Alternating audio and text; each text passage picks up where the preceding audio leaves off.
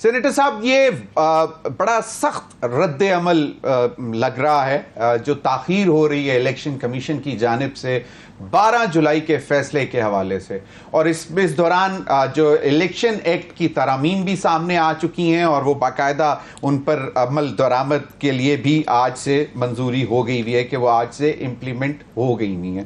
تو درانی صاحب، کیا لگتا ہے کہ اب آپ حکومت جو ہے باقاعدہ ہیڈ آن جا رہی ہے عدلیہ کے خلاف اگر یہ چیزیں امپلیمنٹ نہیں ہوتی، خاص طور پر 12 جولائی کا فیصلہ؟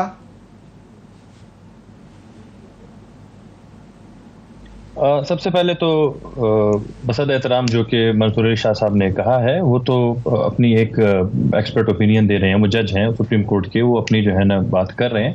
لیکن دیکھیں، پارلیمنٹ جو ہے وہ ایک سپریم ادارہ ہے اور پارلیمنٹ کا کام ہے لیجسلیشن، تو پارلیمنٹ تو اپنی لیجسلیشن کر سکتی ہے، اس کو تو مطلب آپ نہ روک سکتے ہیں، ان کا کام یہی ہے ایکچولی۔ تو آپ تو ان کے بارے میں اگر یہ کہیں کہ جی وہ کیوں یہ کر رہے ہیں، کیوں لیجسلیٹ کر رہے ہیں۔ اور دوسری بات، مطلب اگر ہم نے تاریخی فیصلے دیکھے ہیں، ہر فیصلہ جو ہے نا مطلب سپریم کورٹ بالکل سپریم ہے، اس میں کوئی شک نہیں۔ لیکن اگر آپ دیکھا جائے تو پھر ریسنٹلی سپریم کورٹ نے جو ہے نا وہ ایک غلط فیصلے پہ معافی بھی مانگی بلاول بھٹو صاحب سے، اور ایک فیصلہ جو ہے نا تاریخ کا جو ہم آج تک دیکھ رہے ہیں، جس میں ذوالفقار علی بھٹو صاحب کو جو ہے نا وہ پھانسی دے دی گئی، تو وہ بھی سپریم کورٹ کا ایک فیصلہ تھا۔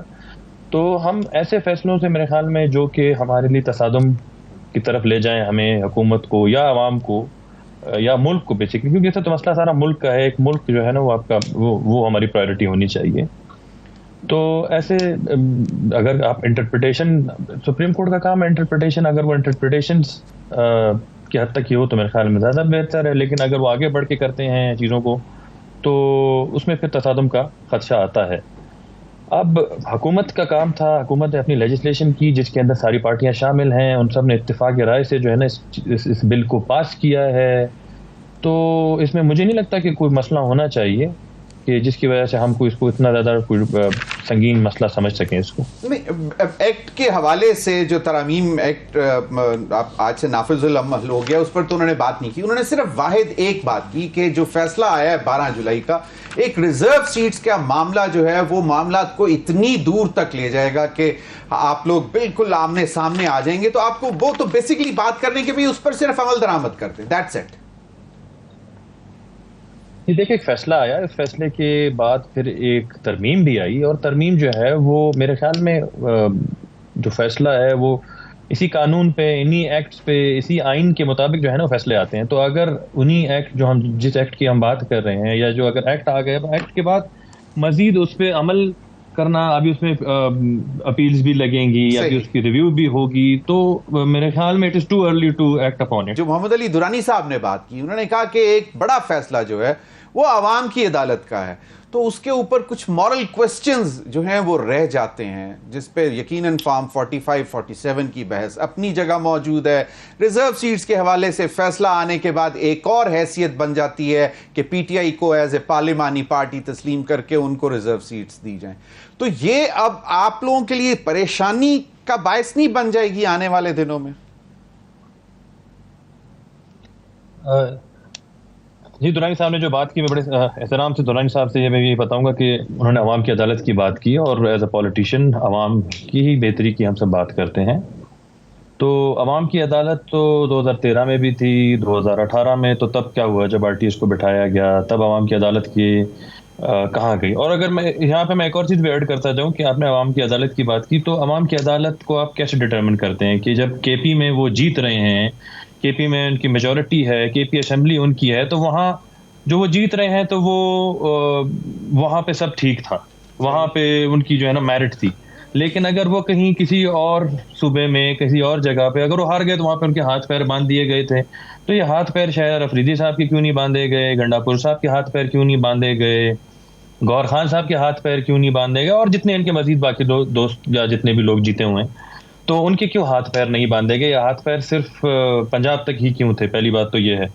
اور میں جو آپ ججمنٹ کی بات کر رہے ہیں، دیکھیے ابھی تک it is too early to say anything. جیسے انہوں نے حافظ صاحب نے کہا کہ اب اس کے اندر کوئی ٹائم لمٹ ہے نہیں، ڈیٹیل ججمنٹ ابھی تک آئی نہیں ہے، اینڈ پی ٹی آئی کے پاس رائٹ ہے کہ وہ دوبارہ جا سکتی ہے. پہلی بات وہ کلیئر کرے اپنے آپ کو، وہ پی ٹی آئی، کیونکہ وہ کبھی انہوں نے وہ سیٹیں مانگی نہیں تھی، تو آیا وہ کیس پی ٹی آئی کی تھی یا نہیں تھی. مطلب ان کے جب الیکشنز کے بعد گور خان صاحب نے اور علی ظفر صاحب نے ایک پریس کانفرنس کی، تو اس میں ایک جرنلسٹ نے کویسچن پوچھا ان سے. صحیح سینیٹر شاہ زیب صاحب ان سے کویسچن پوچھا. جنرل صاحب یہ بڑی انٹرسٹنگ بات ہے، آپ سن لیں ذرا. ایک جرنلسٹ نے ان سے کویسچن پوچھا کہ یہ بتائیں کہ جی جب الیکشن ہو گئے، الیکشن ہونے کے بعد نہ پی ٹی آئی کی پارلیمنٹ میں کوئی سیٹ تھی، نہ ایس آئی سی کی کوئی پارلیمنٹ میں سیٹ تھی، تو پھر آپ نے ایس آئی سی کیوں جوائن کیا؟ آپ پی ٹی آئی جوائن کر سکتے تھے. تو انہوں نے کہا جی یہ ہماری اسٹریٹجک موو تھی کہ ہم ایس آئی سی جوائن کریں. تو دیکھیے یہ مطلب یہ خود ہی کنفیوزڈ ہے کہ یار ایس آئی سی ہیں، پی ٹی آئی ہیں، اور مطلب ابھی ان کے بعد ایک فیصلہ آیا، تو فیصلے کے بعد جو بھی لوگ انڈیپینڈنٹ تھے وہ جا کے اپنی ایک they have the right to file a petition ہے، اور اپنے ریویو اگر وہ اگریوڈ ہیں صحیح وہ جا کے اپنی گریونسز وہاں پہ جو ہے نا وہ پیش کر سکتے ہیں. سینیٹر شاہ زیب صاحب ایک کوئکلی مجھے ذرا کوئکلی آنسر چاہیے کہ کیا جو اپیل میں جا رہے ہیں اس فیصلے کے خلاف حکومت، تو آپ لوگ کیا سمجھتے ہیں کہ اس میں اتنا، اور یہ الیکشن ایکٹ کے بعد اس میں زیادہ تقویت اس کو ملے گی اپیل کو؟ جی دیکھیں، جیسے حافظ صاحب نے کہا کہ کانسٹیٹیوشن کو آپ آئسولیشن میں نہیں دیکھ سکتے، اور ایڈوکیٹ صاحب تو ماشاءاللہ کافی جو ہے نا وہ اس پہ عبور بھی رکھتے ہیں. تو آپ کانسٹیٹیوشن کے فیصلے دے کے مطلب سوری ججمنٹ میں ہم نہیں چاہتے کہ کوئی بھی ایسا فیصلہ جو کہ ہیسٹ میں کیا جائے، یا کوئی فیصلہ جو کہ ہیسٹ پہ امپلیمنٹ کیا جائے. فار ایگزامپل ابھی انہوں نے بات کی ذوالفقار علی بھٹو کی، مطلب 40 سال بعد آپ ایک بندے کو جو ہے نا وہ پھانسی پہ چڑھا دیں. آگے میں آتا ہوں اس پہ. آپ پاناما دیکھ لیں، آپ پاناما کیس دیکھ لیں. مطلب آپ پاناما کیس میں ایک سٹنگ پرائم منسٹر کو آپ اٹھا کے نکال دیتے ہیں پارلیمنٹ سے، آپ اسے پرائم منسٹر ہاؤس سے نکال دیتے ہیں، اور اس کے بعد آپ کہتے ہیں کہ جی اکنامک حالات ہمارے خراب ہے. آپ دیکھیں اس وقت سسٹم کو آپ ڈیریل کرتے ہیں، آپ نہ کریں. آپ دیکھیں سینیٹر صاحب، میں آپ کو بتاؤں، سر مجھے میرا جو سوال آپ نے سنا تھا اس کا جواب دے دیں. جو محمد علی درانی صاحب نے کہا کہ پیشن گوئیوں پہ یقین نہیں ہے جو کہ اڈیالہ سے آ رہی ہیں، لیکن سرکمسٹانشل ایویڈنس کہہ رہا ہے کہ 2 مہینے میں عدالتی فیصلوں کے ذریعے حکومتیں مطلب رخصت ہو جائیں گی. یہ دیکھیں، یہ تو کسی کی خواہش ہو سکتی ہے، لیکن اس پہ یہ کہہ دینا، دیکھیں ابھی تک ایک پروسیس ہے، ہر چیز کا ایک پروسیجر ہوتا ہے جیسے آپ جانتے ہیں. تو ابھی ڈیٹیل ججمنٹ آنی ہے، اور اس ججمنٹ کے اوپر پھر وہ ججمنٹ بھی چیلنج ہوگی. اس ججمنٹ کے جو ہے نا اپنی کچھ لوازمات ہیں. آرٹیکل 175 سے کیا باہر جا سکتی ہے سپریم کورٹ؟ ججز کیسے اس سے مطلب جورسڈکشن سے باہر جا سکتے ہیں؟ انٹرپریٹیشن کیسے کر سکتے ہیں وہ کانسٹیٹیوشن کی؟ آرٹیکل 51 کا کیا ہوگا وہاں جہاں پہ مطلب بہت سارے سوالات ہیں اس میں. اور جس طرح بات کہہ رہے ہیں کہ جی حکومت چلی جائے گی، اگر اس طرح بجنبش قلم اگر حکومتیں جانے لگی پھر تو ہم ایک بنانا ریپبلک بن جائیں گے. بس پھر جب جس کا دل چاہے گا مجھے یہ پسند ہے تو ٹھیک ہے، میں بس یہ نظام جو ہے نا وہ پھر ہم میں، اور وہ جو 90s کا ایک جو آرٹیکل 58(2)B والا تھا کہ جی مجھے پسند ہے تو بس اسمبلی ڈیزالو پسند ہے تو ٹھیک ہے، نہیں ہے تو اسمبلی ڈیزالو کر دو. تو پھر تو اس طرح تو چیزیں نہیں چلتی. ایک سسٹم ہے، ایک پروسیجر ہے، پروسیجر کے تحت چیزیں چلتی ہیں. سینیٹر صاحب ایک ابھی احمد اویس صاحب نے بھی ایک پروپوزل رکھا، وہ انہوں نے کہا درانی صاحب یہ اس کا انیشیٹو لیں، شاید آپ کو کہہ رہے تھے یا محمد علی درانی صاحب کو، کہ ایک گرینڈ جرگا کانفرنس ہو جس میں تمام پارٹیز ہوں، چاہے وہ 1 گھنٹہ چلے چاہے 1 ہفتہ چلے، لیکن ایک متفق پوائنٹ پر اٹھا جائے. لیکن جو محمد علی درانی صاحب نے بات کی، انہوں نے کہا کہ سارے معاملات عدالتوں پہ چھوڑ دیں، اور اسی وجہ سے وہ کہہ رہے ہیں کہ سرکمسٹانشل ایویڈنس جو ہے وہ یہ بتاتا ہے کہ پھر حکومتیں نہیں رہیں گی. سر کوئکلی سر ان دونوں باتوں کا جواب دے دیں. جی دیکھیں، آپ بتا رہے ہیں عدالتوں کا کام ہے کیسز کو سننا، ان کی اور آئین کی انٹرپریٹیشن کرنا. جہاں تک بات آتی ہے آپ کی ملک کے چلنے چلانے، اور تو وہ سیاسی معاملات اور سیاستدان ہی اسے حل کر سکتے ہیں. لیکن ہم تو ہمیشہ سے اس چیز پہ یقین بھی رکھتے ہیں کہ بات چیت کی جائے. ابھی recently floor of the house پہ پرائم منسٹر صاحب نے اب بھی ہاتھ بڑھایا ان کی طرف کہ جی آپ آئیں بات کریں. تو جب آپ حکومت میں تھے پی ٹی آئی، تب بھی خان صاحب کہتے تھے میں ہاتھ ہی نہیں ملاؤں گا، بات تو دور کی بات ہے. اب ہم تو حکومت میں بھی آ کے انہیں کہتے ہیں کہ جی آئیں بیٹھیں بات کریں. اگر آپ کو یاد ہو جب الیکشن ہوئے تھے تو خورشید شاہ صاحب نے بھی جو ہے پروپوزل دی کہ جی ہم آپ کو پیشکش کرتے ہیں، آپ آ کے حکومت بنائیں، ہم آپ کے ساتھ جو ہے نا سپورٹ کریں گے. ندیم افضل چند صاحب نے تو جا کے ان کی قیادت سے ملاقات بھی کی. لیکن آپ یہ بتائیں کہ وہ بات کہاں کرتے ہیں؟